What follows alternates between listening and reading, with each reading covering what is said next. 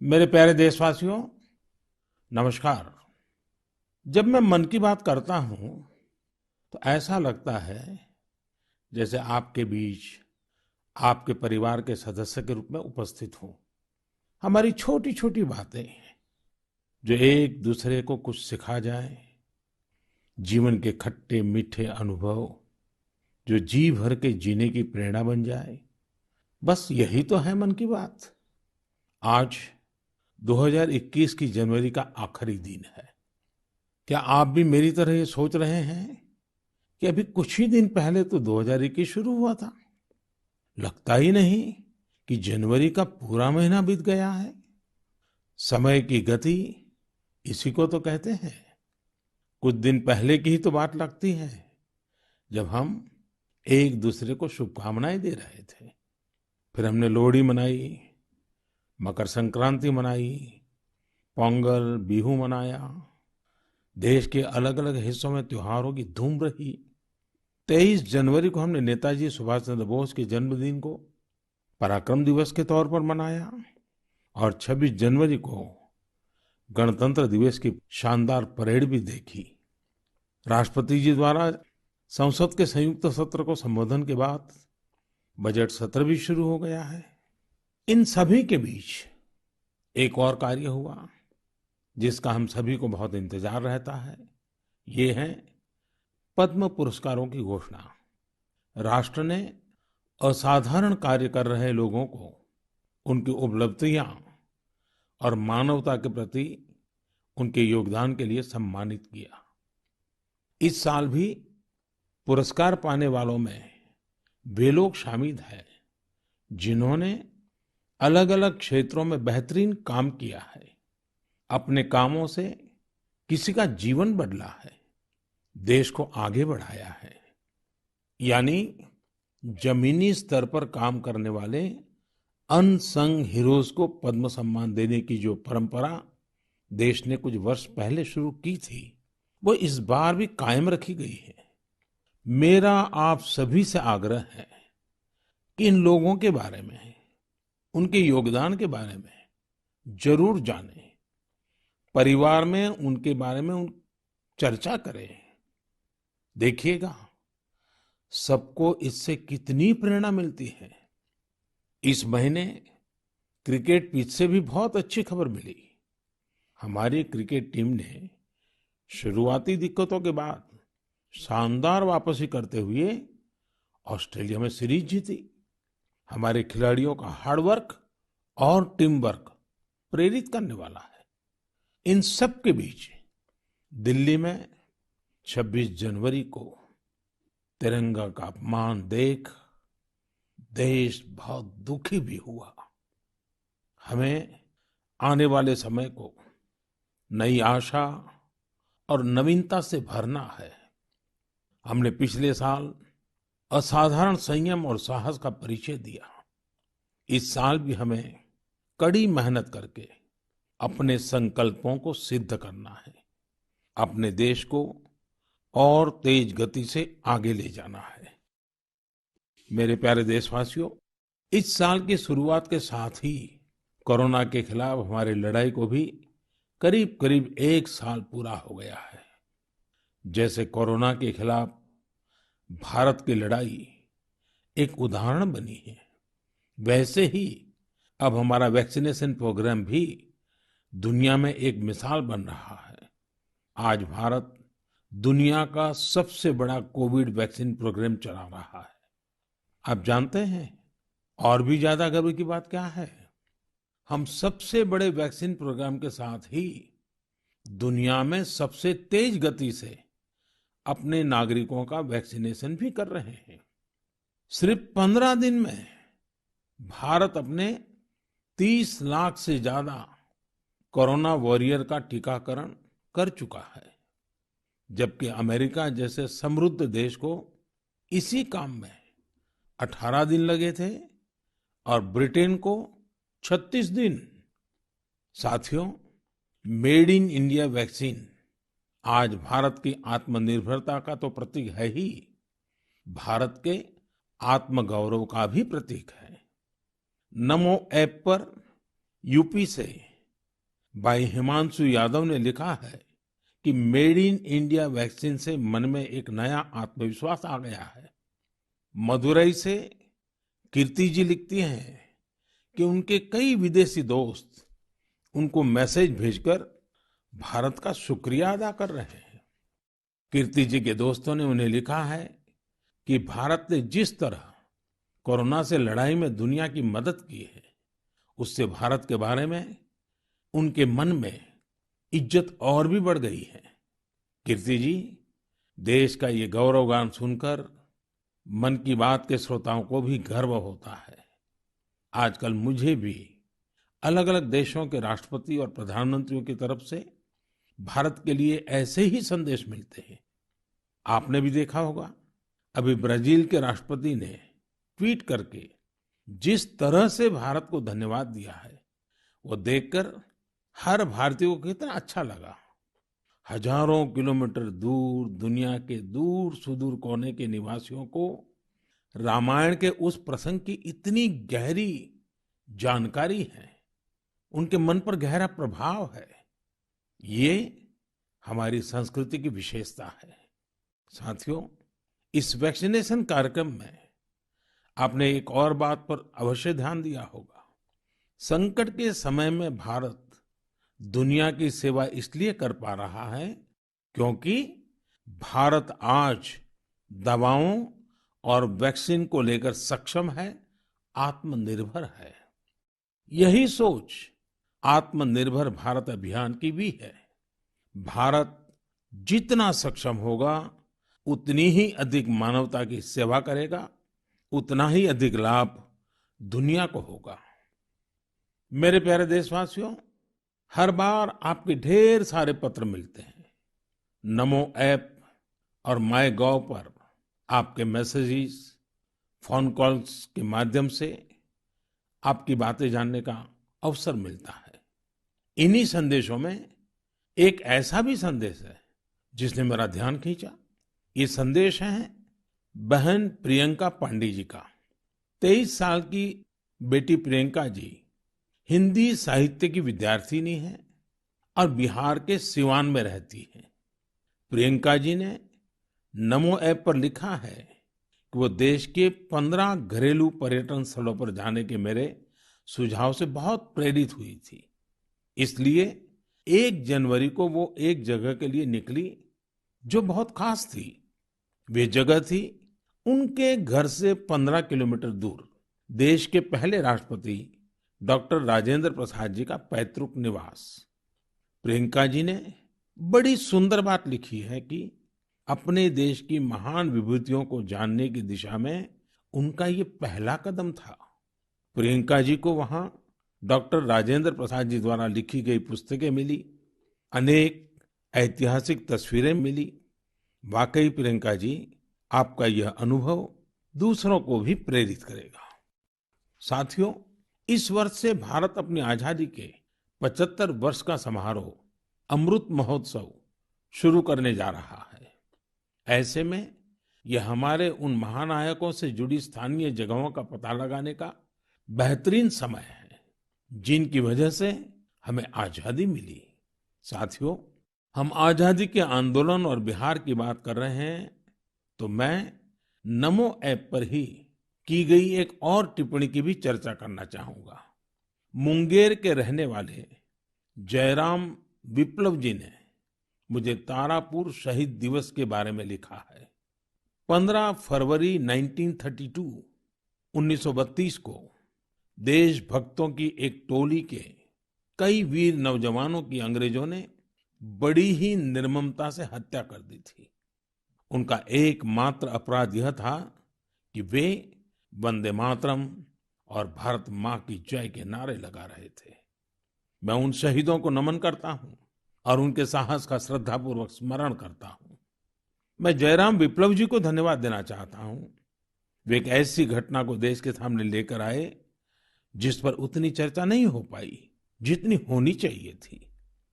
मेरे प्यारे देशवासियों, भारत के हर हिस्से में, हर शहर, कस्बे और गांव में आजादी की लड़ाई पूरी ताकत के साथ लड़ी गई थी। भारत भूमि के हर कोने में ऐसे महान सपूतों और वीरांगनाओं ने जन्म लिया जिन्होंने राष्ट्र के लिए अपना जीवन न्योछावर कर दिया। ऐसे में यह बहुत महत्वपूर्ण है कि हमारे लिए किए गए उनके संघर्षों और उनसे जुड़ी यादों को हम संजो कर रखें और इसके लिए उनके बारे में लिखकर हम अपनी भावी पीढ़ियों के लिए उनकी स्मृतियों को जीवित रख सकते हैं। मैं सभी देशवासियों को और खास करके अपने युवा साथियों को आह्वान करता हूं कि ये देश के स्वतंत्रता सेनानियों के बारे में, आजादी से जुड़ी घटनाओं के बारे में लिखें। अपने इलाके में स्वतंत्रता संग्राम के दौर की वीरता की गाथाओं के बारे में किताबें लिखें। अब जबकि भारत अपनी आजादी के 75 वर्ष मनाएगा, तो आपका लेखन आजादी के नायकों के प्रति उत्तम श्रद्धांजलि होगी। यंग राइटर्स के लिए इंडिया 75 के निमित्त एक इनिशिएटिव शुरू किया जा रहा है। इससे सभी राज्यों और भाषाओं के युवा लेखकों को प्रोत्साहन मिलेगा। देश में बड़ी संख्या में ऐसे विषयों पर लिखने वाले राइटर्स तैयार होंगे जिनका भारतीय विरासत और संस्कृति पर गहन अध्ययन होगा। हमें ऐसी उभरती प्रतिभाओं की पूरी मदद करनी है। इससे भविष्य की दिशा निर्धारित करने वाले थॉट लीडर्स का एक वर्ग भी तैयार होगा। मैं अपने युवा मित्रों को इस पहल का हिस्सा बनने और अपने साहित्यिक कौशल का अधिक से अधिक उपयोग करने के लिए आमंत्रित करता हूं। इससे जुड़ी जानकारियां शिक्षा मंत्रालय की वेबसाइट से प्राप्त कर सकते हैं। मेरे प्यारे देशवासियों, मन की बात में श्रोताओं को क्या पसंद आता है, ये आप ही बेहतर जानते हैं। लेकिन मुझे मन की बात में सबसे अच्छा ये लगता है कि मुझे बहुत कुछ जानने, सीखने और पढ़ने को मिलता है। एक प्रकार से परोक्ष रूप से आप सबसे जुड़ने का अवसर मिलता है। किसी का प्रयास, किसी का जज्बा, किसी का देश के लिए कुछ कर गुजर जाने का जुनून, यह सब मुझे बहुत प्रेरित करते हैं, ऊर्जा से भर देते हैं। हैदराबाद के बोयिनपल्ली में एक स्थानीय सब्जी मंडी किस तरह अपने दायित्व को निभा रही है, ये पढ़कर भी मुझे बहुत अच्छा लगा। हम सब ने देखा है कि सब्जी मंडियां में अनेक वजहों से काफी सब्जी खराब हो जाती है। ये सब्जी इधर-उधर फैलती हैं, गंदगी भी फैलाती हैं। लेकिन बोयिनपल्ली की सब्जी मंडी ने तय किया कि हर रोज बचने वाली इन सब्जियों को ऐसे ही फेंका नहीं जाएगा। सब्जी मंडी से जुड़े लोगों ने तय किया इससे बिजली बनाई जाएगी। बेकार हुई सब्जियों से बिजली बनाने के बारे में शायद ही आपने कभी सुना हो। यही तो इनोवेशन की ताकत है। आज बोयिनपल्ली की मंडी में पहले जो वेस्ट था, आज उसी से वेल्थ क्रिएट हो रही है। यही तो कचरे से कंचन बनाने की यात्रा है। वहां हर दिन करीब 10 टन वेस्ट निकलता है। इसे एक प्लांट में इकट्ठा कर लिया जाता है। प्लांट के अंदर इस वेस्ट से हर दिन 500 यूनिट बिजली बनती है और करीब 30 किलो बायोफ्यूल भी बनता है। इस बिजली से ही सब्जी मंडी में रोशनी होती है और जो बायोफ्यूल बनता है उससे मंडी की कैंटीन में खाना बनाया जाता है ना कमाल का प्रयास। ऐसा ही एक कमाल हरियाणा के पंचकुला की बड़ौद ग्राम पंचायत ने भी करके दिखाया है। इस पंचायत के क्षेत्र में पानी की निकासी की समस्या थी। इस वजह से गंदा पानी इधर-उधर फैल रहा था, बीमारी फैलाता था। लेकिन बड़ौद के लोगों ने तय किया इस वाटर वेस्ट से भी वेल्थ क्रिएट करेंगे। ग्राम पंचायत ने पूरे गांव से आने वाले गंदे पानी को एक जगह इकट्ठा करके फिल्टर करना शुरू किया और फिल्टर किया हुआ ये पानी अब गांव के किसान खेतों में सिंचाई के लिए इस्तेमाल कर रहे हैं। यानी प्रदूषण, गंदगी और बीमारियों से छुटकारा भी और खेतों में सिंचाई भी। साथियों, पर्यावरण की रक्षा से कैसे आमदनी के रास्ते भी खुलते हैं, इसका एक उदाहरण अरुणाचल प्रदेश के तवांग में भी देखने को मिला। अरुणाचल प्रदेश के इस पहाड़ी इलाके में सदियों से मोन शुगु नाम का एक पेपर बनाया जाता है। ये कागज यहाँ के स्थानीय शुगु शेंग नाम के एक पौधे की छाल से बनाते हैं। इसलिए इस कागज को बनाने के लिए पेड़ों को नहीं काटना पड़ता है। इसके अलावा इसे बनाने में किसी केमिकल का इस्तेमाल भी नहीं होता है। यानी ये कागज पर्यावरण के लिए भी सुरक्षित है और स्वास्थ्य के लिए भी। एक वो भी समय था जब इस कागज का निर्यात होता था, लेकिन जब आधुनिक तकनीक से बड़ी मात्रा में कागज बनने लगे तो ये स्थानीय कला बंद होने की कगार पर पहुंच गई। अब एक स्थानीय सामाजिक कार्यकर्ता गोम्बू ने इस कला को पुनर्जीवित करने का प्रयास किया है। इससे यहाँ के आदिवासी भाई बहनों को रोजगार भी मिल रहा है। मैंने एक और खबर केरल की देखी है जो हम सभी को अपने दायित्वों का एहसास कराती है। केरल के कोट्टयम में एक दिव्यांग बुजुर्ग हैं, एनएस राजप्पन साहब। राजप्पन जी पैरालिसिस के कारण चलने में असमर्थ हैं, लेकिन इससे स्वच्छता के प्रति उनके समर्पण में कोई कमी नहीं आई है।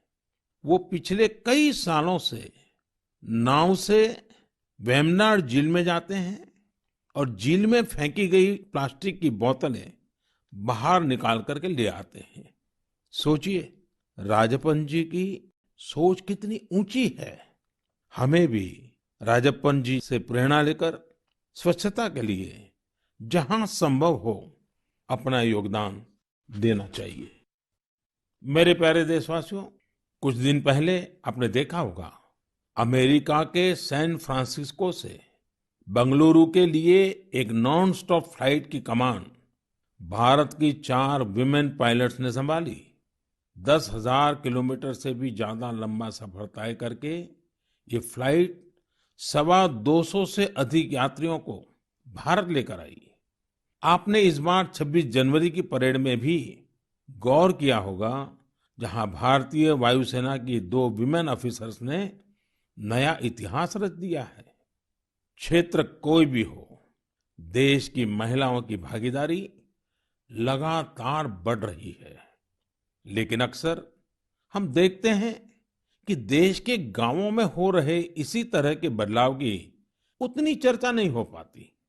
इसलिए जब मैंने एक खबर मध्य प्रदेश के जबलपुर की देखी तो मुझे लगा कि इसका जिक्र तो मुझे मन की बात में जरूर करना चाहिए। ये खबर बहुत प्रेरणा देने वाली है। जबलपुर के चिचगांव में कुछ आदिवासी महिलाएं एक राइस मिल में दिहाड़ी पर काम करती थी। कोरोना वैश्विक महामारी ने जिस तरह दुनिया के हर व्यक्ति को प्रभावित किया, उसी तरह ये महिलाएं भी प्रभावित हुई। उनकी राइस मिल में काम रुक गया। स्वाभाविक है कि इससे आमदनी की भी दिक्कत आने लगी, लेकिन ये निराश नहीं हुई। इन्होंने हार नहीं मानी। इन्होंने तय किया कि ये साथ मिलकर अपनी खुद की राइस मिल शुरू करेगी। जिस मिल में ये काम करती थी, वो अपनी मशीन भी बेचना चाहती थी। इनमें से मीना रहंगडाले जी ने सब महिलाओं को जोड़कर स्वयं सहायता समूह बनाया और सबने अपनी बचाई हुई पूंजी से पैसा जुटाया। जो पैसा कम पड़ा, उसके लिए आजीविका मिशन के तहत बैंक से कर्ज ले लिया। और अब देखिए, इन आदिवासी बहनों ने वही राइस मिल खरीद ली जिसमें वो कभी काम किया करती थी। आज वो अपनी खुद की राइस मिल चला रही हैं। इतने ही दिनों में इस मिल ने करीब 3 लाख रुपए का मुनाफा भी कमा लिया है। इस मुनाफे से मीना जी और उनकी साथी सबसे पहले बैंक का लोन चुकाने और फिर अपने व्यापार को बढ़ाने के लिए तैयारी कर रही हैं। कोरोना ने जो परिस्थितियां बनाई, उससे मुकाबले के लिए देश के कोने-कोने में ऐसे अद्भुत काम हुए हैं। मेरे प्यारे देशवासियों, अगर मैं आपसे बुंदेलखंड के बारे में बात करूं, तो वो कौन सी चीजें हैं जो आपके मन में आएगी? इतिहास में रुचि रखने वाले लोग इस क्षेत्र को झांसी की रानी लक्ष्मीबाई के साथ जोड़ेंगे। वहीं कुछ लोग सुंदर और शांत ओरछा के बारे में सोचेंगे। कुछ लोगों को इस क्षेत्र में पड़ने वाली अत्यधिक गर्मी की भी याद आ जाएगी। लेकिन इन दिनों यहाँ कुछ अलग हो रहा है जो काफी उत्साहवर्धक है और जिसके बारे में हमें जरूर जानना चाहिए। पिछले दिनों झांसी में 1 महीने तक चलने वाला स्ट्रॉबेरी फेस्टिवल शुरू हुआ। हर किसी को आश्चर्य होता है, स्ट्रॉबेरी और बुंदेलखंड, लेकिन यही सच्चाई है। अब बुंदेलखंड में स्ट्रॉबेरी की खेती को लेकर उत्साह बढ़ रहा है और इसमें बहुत बड़ी भूमिका निभाई है झांसी की एक बेटी गुरलीन चावला ने। लॉ की छात्रा गुरलीन ने पहले अपने घर पर और फिर अपने खेत में स्ट्रॉबेरी की खेती का सफल प्रयोग कर ये विश्वास जगाया है कि झांसी में भी ये हो सकता है। झांसी का strawberry festival stay at home concept पर जोर देता है। इस महोत्सव के माध्यम से किसानों और युवाओं को अपने घर के पीछे खाली जगह पर या छत पर टेरेस गार्डन में बागवानी करने और स्ट्रॉबेरीज उगाने के लिए प्रोत्साहित किया जा रहा है। नई टेक्नोलॉजी की मदद से ऐसे ही प्रयास देश के अन्य हिस्सों में भी हो रहे हैं। जो स्ट्रॉबेरी कभी पहाड़ों की पहचान थी, वो अब कच्छ की रेतीली जमीन पर भी होने लगी हैं। किसानों की आय बढ़ रही है। साथियों, स्ट्रॉबेरी फेस्टिवल जैसे प्रयोग इनोवेशन की स्पिरिट को तो प्रदर्शित करते ही हैं, साथ ही यह भी दिखाते हैं कि हमारे देश का कृषि क्षेत्र कैसे नई टेक्नोलॉजी को अपना रहा है। साथियों, खेती को आधुनिक बनाने के लिए सरकार प्रतिबद्ध है और अनेक कदम उठा भी रही है। सरकार के प्रयास आगे भी जारी रहेंगे। मेरे प्यारे देशवासियों, कुछ ही दिन पहले मैंने एक वीडियो देखा। वह वीडियो पश्चिम बंगाल के वेस्ट मिदनापुर स्थित नया पिंगला गांव के एक चित्रकार सरमुद्दीन का था। वो प्रसन्नता व्यक्त कर रहे थे कि रामायण पर बनाई उनकी पेंटिंग 2 लाख रुपए में बिकी है। इससे उनके गांव वालों को भी काफी खुशी मिली है। इस वीडियो को देखने के बाद मुझे इसके बारे में और अधिक जानने की उत्सुकता हुई। इसी क्रम में मुझे पश्चिम बंगाल से जुड़ी एक बहुत अच्छी पहल के बारे में जानकारी मिली, जिसे मैं आपके साथ जरूर साझा करना चाहूंगा। पर्यटन मंत्रालय के रीजनल ऑफिस ने महीने के शुरू में ही बंगाल के गांवों में एक इनक्रेडिबल इंडिया वीकेंड गेटवे की शुरुआत की। इसमें पश्चिम मिदनापुर, बांकुरा, बीरभूम, पुरुलिया, पूर्व बर्धमान, वहां के हस्तशिल्प कलाकारों ने विजिटर्स के लिए हैंडीक्राफ्ट वर्कशॉप आयोजित की। मुझे यह भी बताया गया कि इनक्रेडिबल इंडिया वीकेंड गेटवे के दौरान हैंडीक्राफ्ट की जो कुल बिक्री हुई, वो हस्तशिल्पकारों को बेहद प्रोत्साहित करने वाली है। देश भर में लोग भी नए नए तरीकों से हमारी कला को लोकप्रिय बना रहे हैं। ओडिशा के राउरकेला की भाग्यश्री साहू को देख लीजिए। वैसे तो वो इंजीनियरिंग की छात्रा है, लेकिन पिछले कुछ महीनों में उन्होंने पट्टचित्र कला को सीखना शुरू किया और उसमें निपुणता हासिल कर ली है। लेकिन क्या आप जानते हैं कि उन्होंने पेंट कहाँ किया? सॉफ्ट स्टोन्स पर।